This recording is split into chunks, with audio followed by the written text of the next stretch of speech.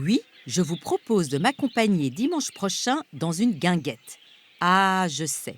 À la seule évocation de ce mot, la guinguette, une délicieuse nostalgie s'empare de mes compatriotes. Un après-midi ensoleillé, une auberge des environs de Paris, la balustrade de la terrasse donnant sur une rivière, des robes blanches, une table défaite qui évoque un repas bien arrosé qui se termine tout juste, la langueur d'un après-midi badin, quelques pas de danse au son d'un petit orchestre. La guinguette, c'est l'évocation d'un monde fini, d'une époque où les environs de Paris n'étaient pas encore la banlieue, où les rivières n'étaient pas polluées, où les dames portaient des chapeaux à fleurs. Nombreux sont ceux qui associent au mot guinguette le tableau d'Auguste Renoir, Le déjeuner des canotiers. Les canotiers, ce sont ces chapeaux de paille plats ornés d'un ruban que portent les messieurs en cette fin du XIXe siècle et qui s'appellent canotiers parce que ce sont les adeptes du canotage qui les ont mis à la mode. À l'époque, un impôt est perçu à l'entrée de Paris sur certaines marchandises comme le vin, le café ou le sucre. C'est l'octroi. Aussi, pour échapper à cet octroi, les cabarets et restaurants sont nombreux à s'établir derrière les barrières de Paris, notamment derrière les barrières de Ménilmontant et de Belleville. Écoutez cette description datant de 1826 d'un quartier de guinguettes à Belleville, le quartier de la Courtille. C'est un spectacle vraiment curieux que celui de la Courtille dans la soirée d'un beau dimanche de printemps ou de l'été.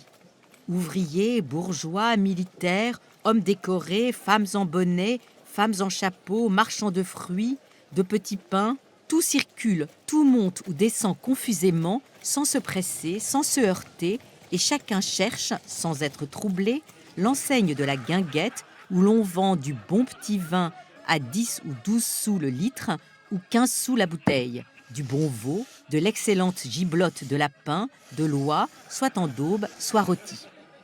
Le mot guinguette, lui, vient tout simplement du nom d'un petit vin un peu aigre produit en région parisienne, le guinguet, qui était justement servi dans les guinguettes. Quand en 1860, les faubourgs sont inclus dans Paris, les guinguettes se retirent plus loin. Dorénavant, on part de la toute nouvelle gare de la Bastille pour rejoindre les centaines de guinguettes installées sur les bords de la Seine ou de la Marne. Ces après-midi au bord de l'eau deviennent l'une des distractions favorites des Parisiens en quête de fraîcheur. Et la bourgeoisie parisienne ne se fait pas prier pour s'adonner à ce plaisir populaire, tout comme les artistes qui les fréquentent assidûment. Les guinguettes sont immortalisées par nombre d'écrivains, Gustave Flaubert, Émile Zola, Guy de Maupassant qui leur consacrent plusieurs nouvelles. On y danse encore beaucoup jusque dans les années 1950 au son de l'accordéon. La java, la valse, la polka.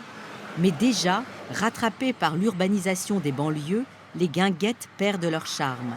Le coup de grâce leur sera porté par la sensibilisation des pouvoirs publics à la pollution et l'interdiction de la baignade dans les rivières dans les années 1960. Certes, il existe encore quelques guinguettes autour de Paris. On y danse toujours, mais on les fréquente dorénavant dans un esprit de nostalgie pour faire semblant, pour faire comme à la belle époque.